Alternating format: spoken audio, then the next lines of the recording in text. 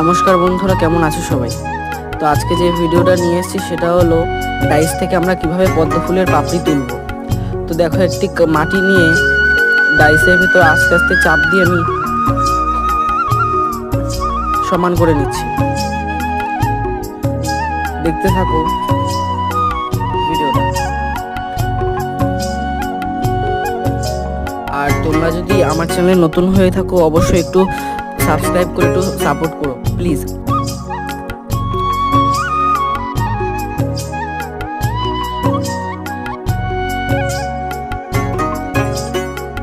তো দেখো আমার হয়ে গেছে।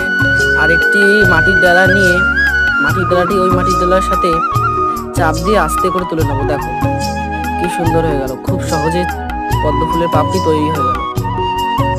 এরকম ভিডিও দেখার জন্য এই চ্যানেলটিকে সাবস্ক্রাইব করে রাখো, আরেকটি লাইক করবে কিন্তু।